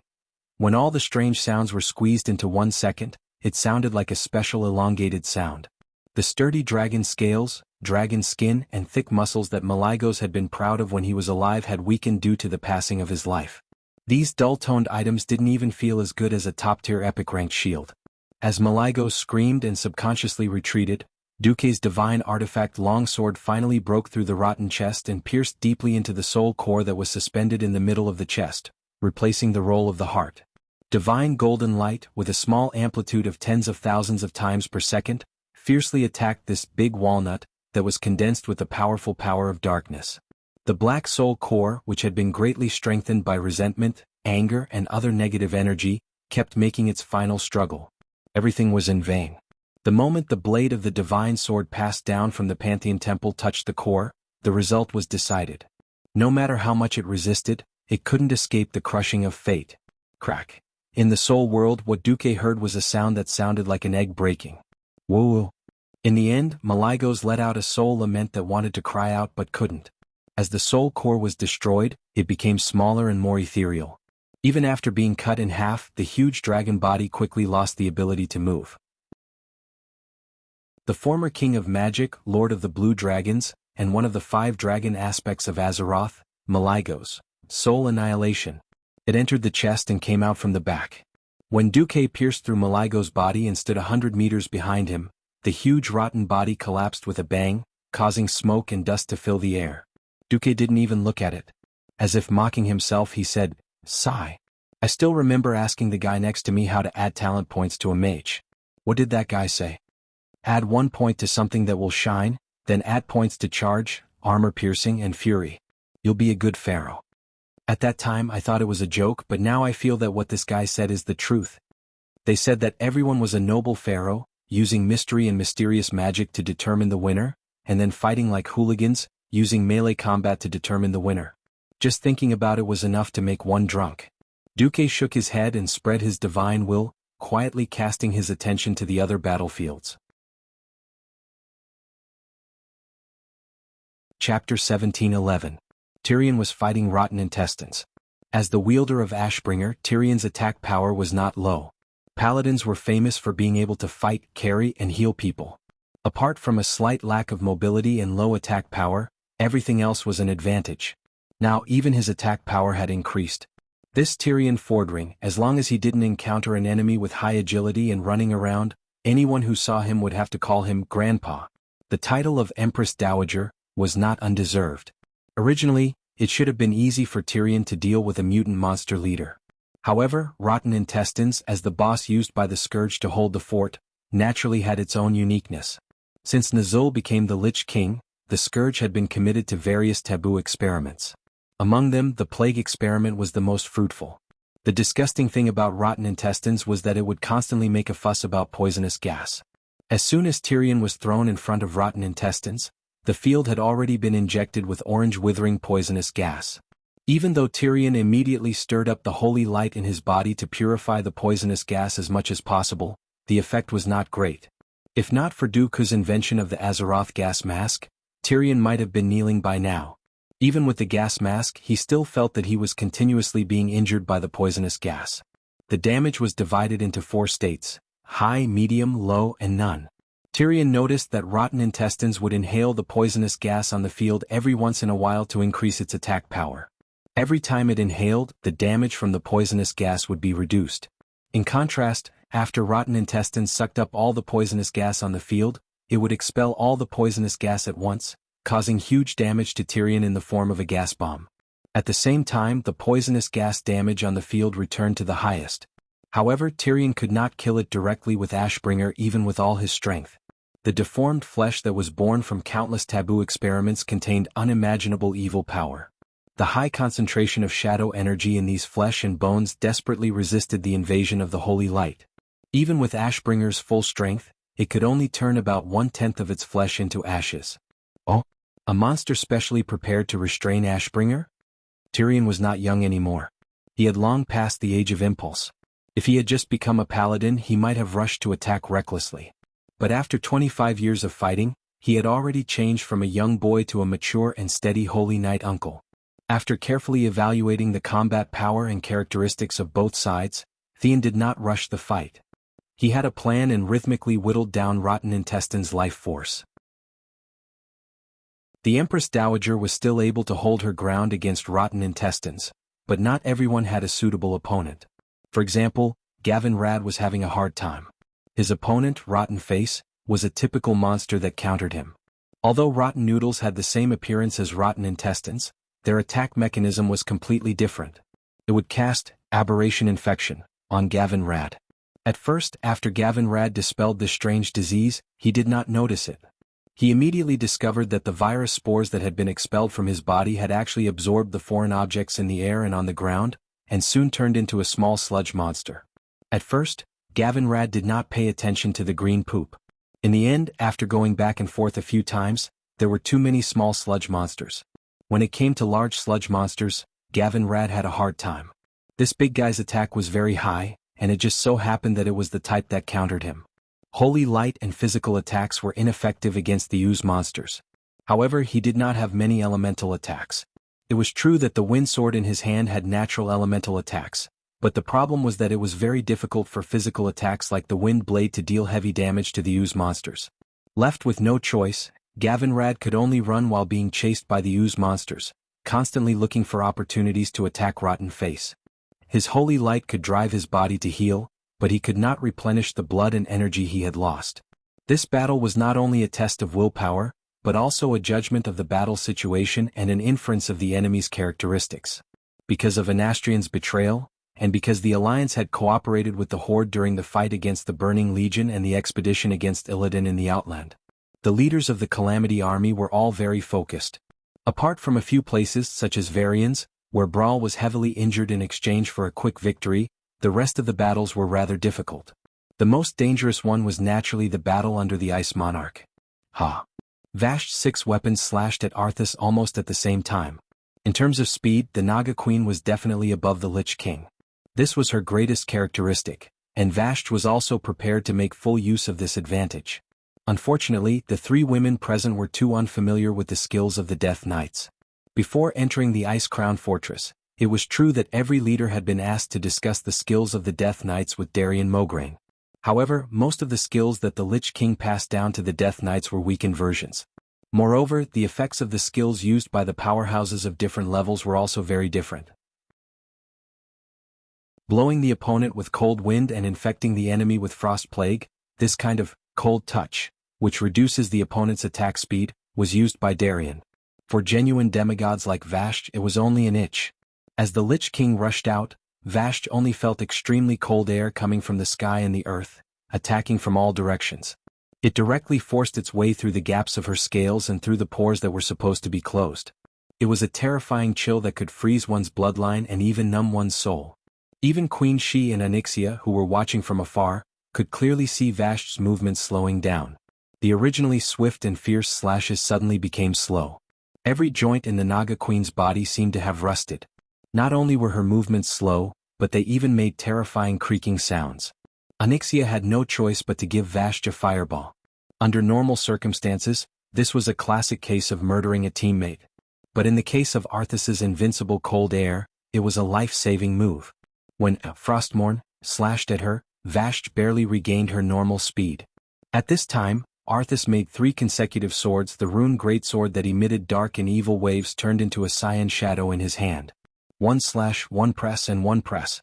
Because the speed was too fast, even Sylvanas, who had amazing eyesight, still felt as if Frostmourne had split into three in an instant and turned into a double-headed greatsword at the same time, clashing with Vash's 6 melee weapons. Clang dash, a total of 6 sounds of blades clashing actually turned into the same metallic sound.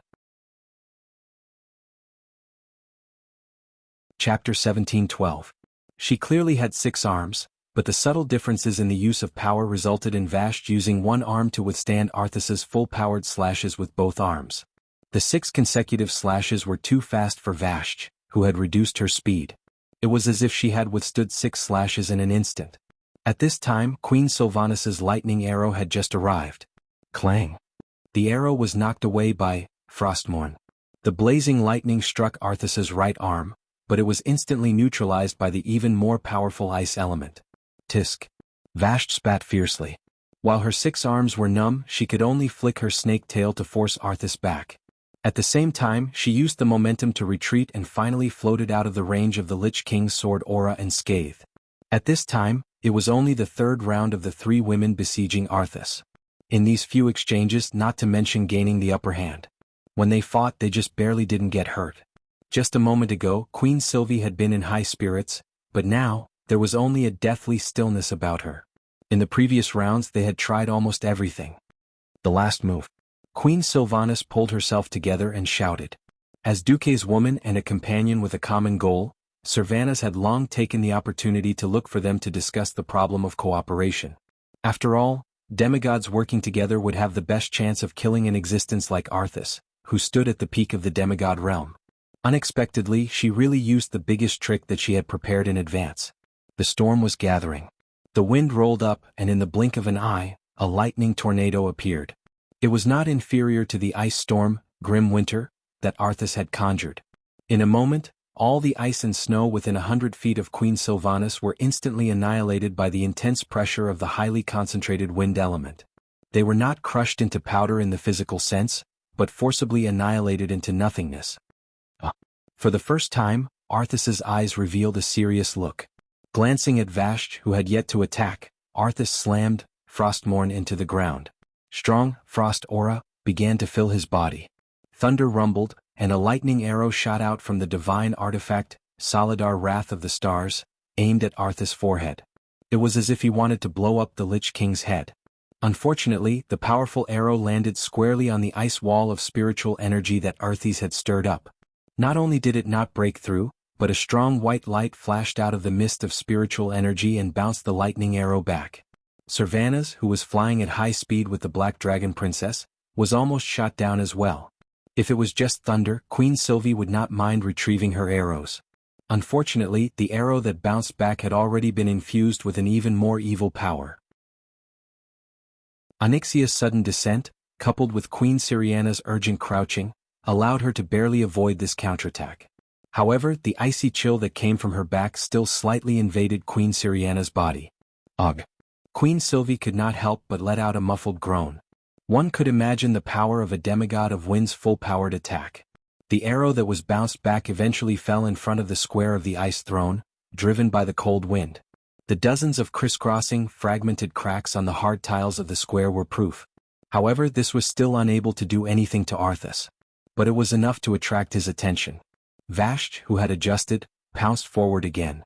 This time, all 6 of her weapons were surrounded by flashing lightning. The crisscrossing blade radiance formed a ball of destructive light.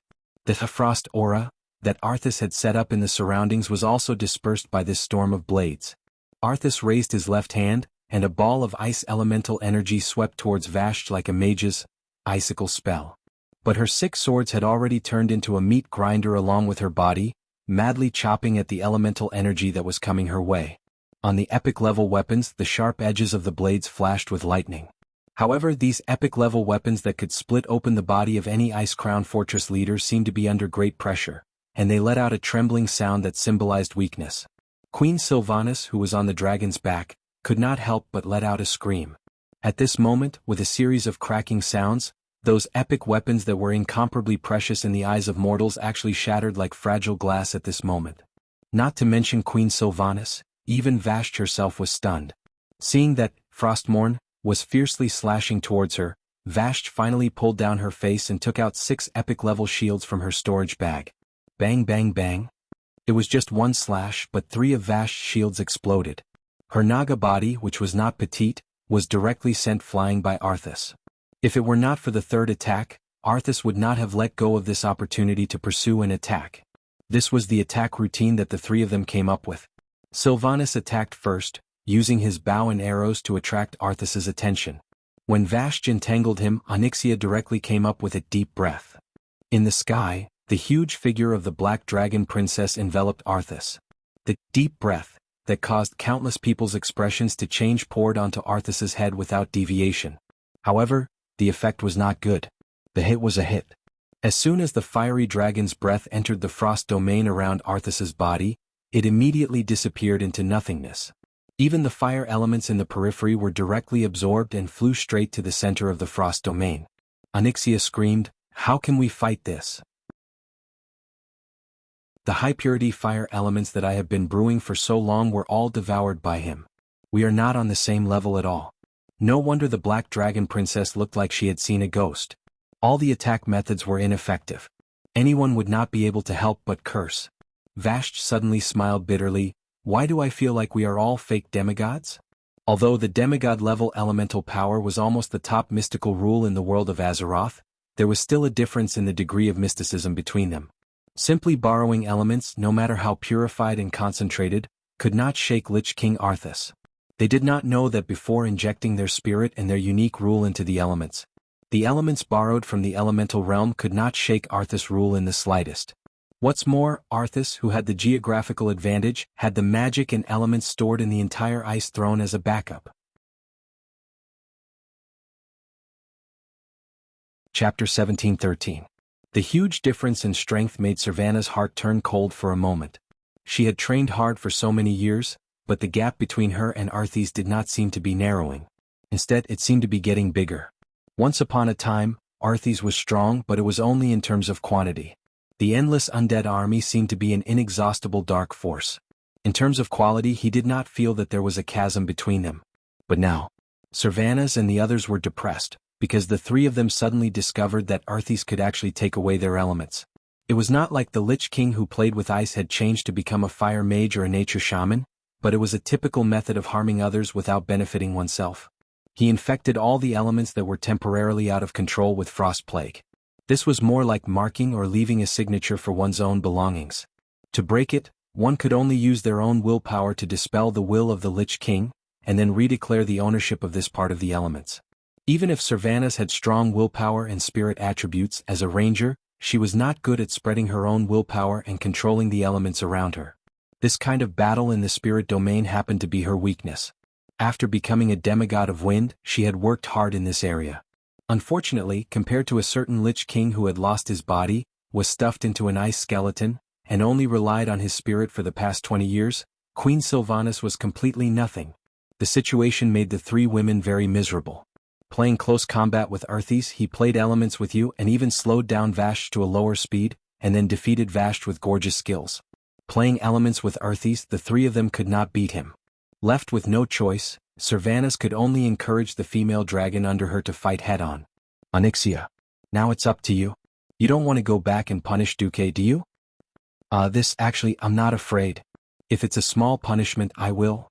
If the dragon's face was not black, it was estimated that the dragon's face would be red. Queen Sylvanas heard the sound of saliva swallowing. Queen Sylvanas cursed the shameless dragon in her heart and could only change the direction. "You also don't want Duque to ignore you? If it's a placement play, damn." Left with no choice, Queen Sylvia used her trump card.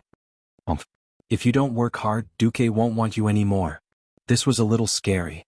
Onyxia shivered, but in the end she mustered up her courage and charged towards Arthas. Since it was the Black Dragon, Vashti decisively turned to support. There wasn't enough space for a Black Dragon to charge and let her participate. She began to fight for control of the frost elements. At the very least, she had to attract Arthas's attention. In fact, she did. After Duque's reminder, Vashti began to specialize in the water elemental domain. After all, this was what she was truly good at and what she could do to the extreme. Frost is a derivative of water. While Vashti was focused on fighting for the water elements in the air, Arthas did feel threatened. The Ice Crown Castle was the pinnacle of the land of ice and snow, as well as the largest node of the ice element mana vein. However, the natural laws of the world did not stipulate that this node must belong to the Lich King. Vashj seizing control of the water elemental energy here was no doubt digging at his roots. As the two fought, it was clear that this was a tug-of-war where one side had the absolute advantage. After all, Arthas could quickly corrupt the frost elements and bring them under his control, while Vashj's purification of the shadowized frost elements was too slow. However, if he dared to let it go, Vashj would dare to snatch it. She didn't hope to succeed, she just wanted to attract Arthas's attention. This was the spiciness of Vashj. Arthas had no choice but to free up his left hand and spread his fingers, strengthening the control of the frost elements in Vashj's direction. A chance. Onyxia was secretly delighted. She couldn't help but flap her wings a few times, suddenly raising her already very fast speed to the highest level. On her back, Queen Sylph knocked an arrow and once again condensed a powerful lightning arrow, preparing to slap Arthas in the face at almost zero distance. Ho ho ho. How terrifying was a dragon aspect's all-out charge. One could tell just by looking at the frost elements that were forcefully pushed aside. The frost elements that contained the power of darkness seemed to scream and dodge in front of this dragon aspect that was covered in blazing fire elements. The frost elements that were pushed aside continued to spread to both sides, bringing about endless waves in the entire space of the throne. The overly condensed frost elements swept across the already narrow throne platform, and thick pillars were instantly covered in a thick layer of ice wherever they passed. The pillars that were supposed to be incomparably hard let out light cracking sounds. That was due to the pressure of a large amount of ice under the rapid freezing. If there was water in some of the small holes in the stone pillars, then when the water turned into ice, the increase in volume would in turn burst the stone pillars.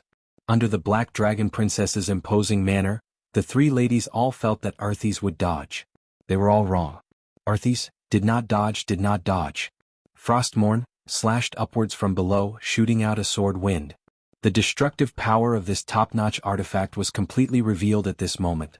The sword wind swept across the platform that was suspended in the void, and swept past a huge curved fong made of ice. A straight black line immediately appeared on the fong, and that black line went from bottom to top, directly splitting the hard fong that was as thick as a dragon's leg into two. Time seemed to be frozen at this moment. In Queen Sylvanas' opinion, the Black Dragon Princess could completely resist this blow, and then rush over to give Arthas a ruthless bite. Perhaps she would suffer some injuries, but at least she could open up the situation. However, with her resolute personality, she neglected Onyxia's cowardice, and also neglected that she wasn't Duque. If the one riding the Black Dragon Princess was Duque, she would definitely be 100 times more courageous. Even if she was facing Sargeras at full strength, she might have the courage to charge. Unfortunately, she was Sylvanas, just one of Duque's women. That natural distrust and the cowardice after being subdued made Onyxia flap her right wing at the last moment, and make a movement similar to a side roll. No. Queen Sylvanas only had time to let out a scream. It was indeed a dodge, but in the process of dodging, the Black Dragon Princess couldn't help but expose her dragon abdomen. Arthas raised the Frostmourne that had already been raised and made another slash. As a last resort, Sylvanas shot out the thunder arrow that had already been charged. Chapter 17:14. Whether it was Sylvanas's lightning arrow or Vashj's elemental fight, whichever side succeeded would cause Arthas great losses. Arthas did not dodge or evade. Hundreds of cubic meters of frost elemental energy were snatched away from him. The lightning arrow, which would have been easily blocked in the past, hit Arthas without any hindrance. Due to the deviation of the angle, the arrow was aimed at his chest instead. Arthas took the full brunt of the arrow. Lightning snakes writhed in his chest, and even the skeleton carvings on his heavy armor cracked from the arrow. Cracks spread out like a spider web. It was foreseeable that the damage of this arrow would not be low. If this was before, Queen Sylvanas would definitely be overjoyed. But at this moment, her heart sank into the ice abyss. An attack that Arthas risked injury to launch was definitely not child's play. Frostmourne drew a full stop to this attack. Onyxia knew that it was her fault, but she still held onto a sliver of hope and prayed that Arthas would not hit her. Unfortunately, in the next moment, she suddenly felt a shiver pass through her body. That feeling scared her into curling up subconsciously. Immediately, she saw a cold black light sweep over her body. Even though she tried to dodge as much as possible, she still felt pain in her lower body and right wing. The heart-wrenching pain, accompanied by the power of darkness, quickly spread from the wound to every corner of her body. It was like a boulder falling into a calm lake, creating circles of huge waves. Between the peaks and troughs of the waves, white and black spiritual power flickered continuously. This power formed a structure similar to a spider web, and it began to quickly corrode Onyxia's body. "It's over." Onyxia tried to balance her body again. At the same time she swung her tail fiercely, thinking that at the very least both sides would be injured. But Arthas, who had his hands free, ignored Vashti, who was swinging her sword at him, and grabbed at the black dragon with his left hand. Death's grasp. With Arthas's strength, it was effortless for him to restrain a black dragon that weighed dozens of tons. That unexpected loss of balance once again disrupted the black dragon princess's rhythm. Servanas protected him with all his might, and then shot another arrow with all his might. Arthi's left pauldron was instantly destroyed by the arrow. One could even clearly see that the deltoid muscle on his shoulder looked as if it had been gnawed on by a wild beast. Arthis did not care and stabbed the dragon a third time. This time the sword stabbed into the dragon's abdomen, causing the black dragon to let out an earth-shattering wail. Vashti had arrived. The frost aura around Arthis suddenly exploded. With him as the center, an ice mountain expanded at an astonishing speed of 100 meters per second. The 6 new epic-ranked weapons slashed at the iceberg, but the speed at which the iceberg was destroyed was only slightly faster than the speed at which it was formed. It would be too late to complete the attack on the Lich King. The next moment, Arthas brandished his sword and charged at Vashti. 2 white angel-like soul creatures, Wagri's shadow guards, with 2 wings and 2 wings as their foundation, suddenly charged out of the void.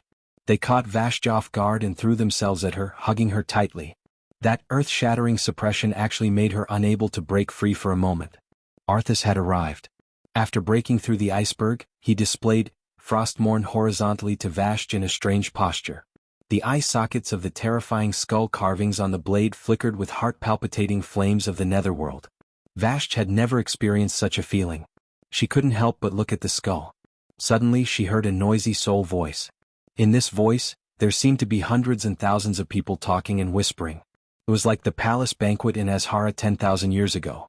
She clearly wanted to refuse this noise that constantly echoed in her ears, but the queen's orders forced her to listen to every voice, trying to find a secret conversation that was disadvantageous to the queen or herself. Vashti's mind was greatly disturbed by that vague yet distinct sense of confusion. When she woke up from this disturbance, it was already too late. Arthas's fierce horizontal slash had arrived. It was a sword momentum that seemed to be able to split the entire world from the horizon, and there was no room to dodge at all. At this critical moment, all Vashti could do was raise all 6 weapons and futilely block in front of her. Bang, bang, bang, bang, bang, bang. 6 consecutive crisp sounds, as well as 2 sounds that sounded like ripping silk, announced the failure of her final struggle. The blood drained from Vashti's face, and her fluttering red hair seemed to have lost its color. Even though she had already done her best to suck in her abdomen, she could not avoid heavy injuries. 6 epic weapons shattered, 2 arms chopped off, and her lower abdomen was directly cut open. This was the result. If she could, Vashti would rather see her intestines and organs spilled all over the ground than see her wounds without a drop of blood. This meant that the power of Frostmourne had already begun to completely invade her body. She was indeed a demigod, but a demigod's body could not be immune to even more powerful soul corrosion. Vashti knew that if she died before the Ice Throne, her soul would not even have the chance to return to planet Azeroth. She would become Arthas's slave like the former dragon aspect, Maligos. Jumping down from the fallen black dragon, Sylvanas' face had already lost all color. It was too tragic. She had originally thought that she, who had the weakest constitution among the 3, would be used by Arthas as a breakthrough point. She had always been on guard, always leaving at least 20% of her wind element to defend against Arthas' grasp of death. If she was forcefully pulled into close combat, she would have lost more than half of the battle. Evidently, her thoughts had been completely seen through and used instead. Arthas didn't plan to be the first to attack her. As long as he crushed Onyxia and Vashti, who had stronger constitutions, Servanas would be nothing more than a lamb waiting to be slaughtered in his eyes. Now Arthas flashed his sinister smile. "Ha! Pitiful female elf. Do you really think that your rage for revenge can burn me, the Lich King? Laughable. Too laughable. Without Duke Marcus, you are nothing. Arthes's ridicule was like the sharpest sword, fiercely gouging into Servanas' heart. His revenge was being mocked. The blood of thousands of her compatriots was flowing in vain. Even she herself might very well follow in the footsteps of her compatriots, just like that blood queen Lanise, crawling against her will at the feet of this great enemy. Chapter 17:15. To Servanas, death was not scary. What was scary was that after death, she would have to serve an enemy whose hands were stained with the blood of her own kind like a slave. Elves were proud. They had a great history that they could be proud of, and a glorious magic civilization. Whether it was the magnificent architecture of Silvery Moon City or the Long Song Forest that allowed elven rangers to enjoy nature and tranquility, they were the greatest inheritance and wealth of the elves. Arthas and his ugly, filthy scourge army that should have been destroyed 1,000,000,000 times had destroyed everything. They had destroyed the glorious inheritance of the elves, trampled on their pride, killed their friends and loved ones, and shamelessly enslaved their souls and bodies. This was a crime that could not be forgiven. The inextinguishable pride in her heart did not allow Servanas to make any compromises on the important matter of revenge. However, she saw Lanise, the respected counselor of the past. Now she served Arthas like a lowly whore. Arthas did not even give her a bone to obtain her loyalty and service. She also saw an Astrian. He could not resist the temptation of eternal life. He first pledged loyalty to Nizul, then rebelled. Then he joined the Lich King Arthas again, becoming a man who was worse than a dog. Servanas could not accept such a thing. However, she knew that if it was her, she would not have fared much better under the endless torture and pressure of her soul. Was she afraid? No. She was not afraid. She had only made up her mind. If it came to the last moment, she would save the last lightning arrow for herself. That was an arrow that could destroy her body and soul. She already knew that she might not be able to take revenge personally. But at least she would not be the pitiful creature that groveled to serve her enemy. Servanas' furious golden eyebrows stood up at the greatest angle. Within her bright and beautiful eyes, it was as if there was a flame, a divine radiance mixed with thunder and lightning that continuously erupted. Compared to the rage and determination in her heart, the elements around her body were unexpectedly calm. Even the most violent lightning power in the natural world was as gentle as water. It quietly rushed over from the void and flowed into her body like rivers flowing into the sea. Duke, I'm sorry. What a joke to actually break through at a time like this. It was like a sigh but also a farewell. The malevolence on Arthes's face faded away and was replaced by a look of admiration. It was because at this moment, Servanas had already broken through his limits. This method of imprinting his own mark on every drop of elemental energy signified that Servanas had advanced from a bottom-tier demigod to a mid-tier demigod. Unfortunately, in the eyes of Arthes, who stood at the pinnacle of the demigod realm, she was far from enough. Hee. Based on your perseverance and growth, you are qualified to be the second leader of the Calamity Troop. The corners of Arthes's mouth curled up. I haven't forgotten the hatred of the past. Duque stole my woman, broke my arm and cut off my waist. I can't let this go unavenged. Because this is my dignity as the Lich King. I'm really looking forward to seeing Duque's expression when he sees that all his women have become undying. How terrifying was the all-out attack of a mid-level demigod. This is very difficult to estimate. Arthes was not afraid, but he had to consider the upcoming battle with Duque. It was worth it to be able to turn Duque's arm and lover into his support, and at the same time attack Duque's spirit. If this was the Arthes before he fell, he might not have bothered to do this. After he killed his father, Tyrenas, and his master, Uther, all the morals and ethics of the human world could no longer be used to restrict his actions. An ice river suddenly exploded under Arthes's feet. With a light tap of his left foot, Arthes's body flew into the air. In midair, his beloved horse, Invincible, had already rushed out of the void and caught Arthes in an instant. At this moment, Arthes had already turned back into a standard death knight. When he was alive, Invincible was one of the few great warhorses of Lordaeron. After becoming an undead horse, Invincible received shocking enhancements. When it spread its 4 hooves and galloped, it was as fast as lightning. Servanas had only drawn his bow halfway, and Arthes was already in front of him. Fast. Too fast. With the unstoppable force of Invincible, a terrifying sword that seemed to be able to split the sky and earth came crashing down. The atmosphere was shaking. The elements were trembling. The space was buzzing. Servanas, who did not have time to finish his action, had no choice but to raise Solidar high up. In her hands was a divine artifact bow, not a divine artifact sword. Even though Solidar naturally had close combat attributes, it was a pity that it was only a secondary function. A bow, after all, was still a bow. Servanas could already foresee that his extremely precious divine artifact longbow would be destroyed in the next instant. The terrifying Frostmourne would break through this insignificant resistance and turn her into a corpse in an instant. A walking corpse enslaved by the evil Lich King. At this moment, when time was almost frozen, Servanas realized in despair that he could not even shoot himself one last arrow. Everything in front of him was white. Amidst the white frost were the sorrowful wails of millions of wronged souls. After that, it was Arthes's savage and vicious face. It was a critical moment, but at the very end, Servanas's mind turned to this sentence. Duque, I'm sorry. I was too willful. Priests had a skill called Prayer of Despair. Servanas did not believe in it. She used to only believe in herself, but if God gave her a chance to do it all over again, she would choose to believe in Duque. If prayer in despair was useful, then she might as well pray for once. Servanas's tears scattered in the air. She used the last of her strength to call out a name, Duque. She did not expect an answer. However, time and time again in this world, there was always one person who would not let her down. That person was her only partner, Duke Marcus. Coming. With this slightly mischievous and slightly smug voice, a hand suddenly reached out from the portal behind Queen Sylvanas and pulled her in. The famous Frostmourne slashed through the air, and Arthes could not believe her eyes. Behind him and invincible, a couple appeared in another portal. Looking at the familiar face, Servanas could not believe it. Her trembling golden eyebrows betrayed her forced calm. She reached out and caressed Duque's face, asking tentatively, Duque?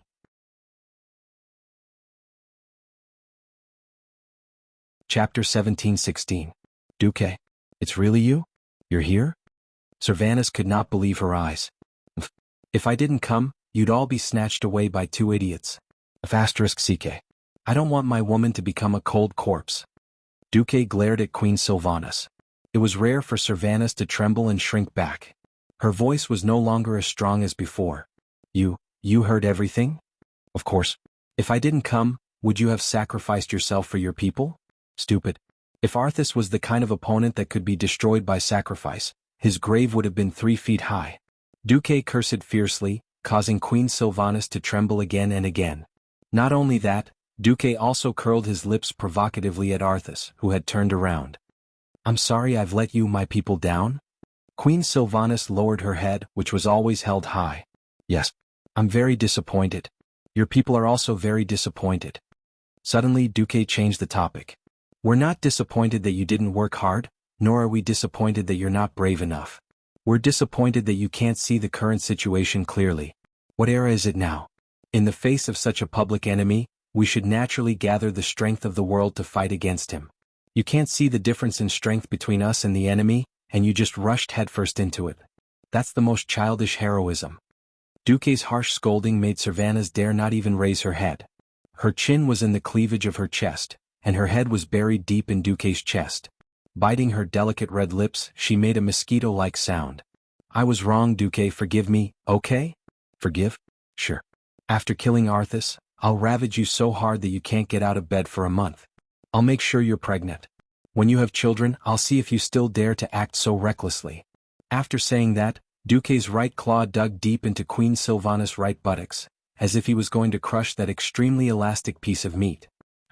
Servanas let out a cry of alarm. Her beautiful face and slender neck were covered in an unbearable crimson.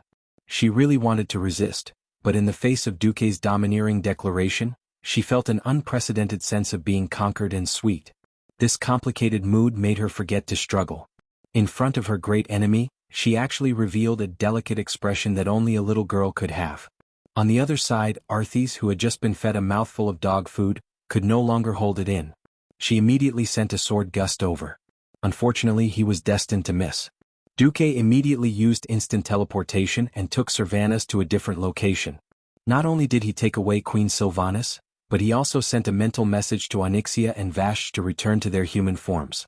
A pair of huge hands of magic supported 2 wounded people. Vashj was a little miserable. There was a 10-centimeter long hole on her flat belly, and the Lich King's frost power was constantly invading her soul and body. If not for Duque's arrival, even if she persisted in the battle, she would have been unable to resist the worsening of her injuries and eventually become a servant of the Lich King. Onyxia was in an even worse state. Vashj could still hold on for the time being, but she could not hold on for much longer. Her right wing was almost chopped off. Even in human form, her entire right shoulder was covered in frost. Coupled with the two rather serious wounds on her lower abdomen and thigh, even if she returned to Katrana's appearance, her body could not help but shiver from the extreme cold. For a giant dragon with a demigod body, this situation could be said to be rather terrible. A golden figure walked out of the void behind Duque. Archbishop Alonsus Fail. As an important existence that could restrain evil, Duque did not leave him in the magic net. Instead, he had long brought him with him in the form of a soul host. Even if Arthas had the ability to separate Duque from the magic net, Duque would not lose the Archbishop. As soon as Alonso's appeared, he immediately started treating Onyxia. Master. Mount number 1 lowered its head, not daring to look at Duque. Of course, she knew that it was precisely because she had chickened out at the critical moment that caused the chain of collapse. Duque did not even look at her and directly threw back a sentence, "Humph. I'll deal with you later. But remember, when facing an opponent that you cannot defeat, betraying your teammates is the same as betraying yourself. The more you chicken out, the faster you die." Yes. Even though Onyxia was afraid, she knew that this time she had let it go. Whoa. At most, she would just have her scalp whipped or something. It was better than being turned into a corpse dragon. Thinking of the ugly corpses of the Calamity army, the Black Dragon Princess who loved to look good shuddered. Only towards Vashj, Duque revealed a gentle smile. He did not speak and just nodded. But this silent exchange was already enough to make Vashj, whose brows were scrunched up due to the pain, reveal a flowery smile. A look of affirmation was enough to make all the hard work and pain she had endured become meaningful. 10,000 years ago, she was just a lowly maid that could be casually given away. She had endured the most chaotic darkness. She had suffered the most cruel abuse. In her most painful and helpless moment, it was Duque who taught her the ultimate transformation spell, which allowed her to preserve the last pure land of her spirit when she was on the verge of collapse countless times. After returning to Duque's side, she had always served Duque with a fanatical attitude, and did not hesitate to compromise to please every woman around Duque. She was clearly the leader of a clan, a queen. But in order to repay a debt of gratitude, she placed herself very, very low. As smart as she was, of course, she knew that Servanus's method of fighting would not work. She still helped him without any hesitation, even though she was also heavily injured. Now she felt that her sacrifices and efforts were all worth it. As long as Duque approved of her, it was enough. Vashj's face revealed a martyr's radiance, and she made a sign with her mouth. Duque recognized it. She was saying, "I will always be your Celia." Duque scratched his head. Everyone says that Vashj is sinister and ruthless? Why do I feel that she is silly and cute? Sure enough, circumstances are the biggest factor that changes a person's character. Shaking his head, he stopped thinking about these things. Finally, Duque stood in front of Arthas. The muscles on Arthas's face twitched. A dead person's muscles should have withered and rotted due to the lack of blood circulation. The surging shadow energy replaced the position of blood, providing every cell in Arthas's body with the activity that only belonged to the undead.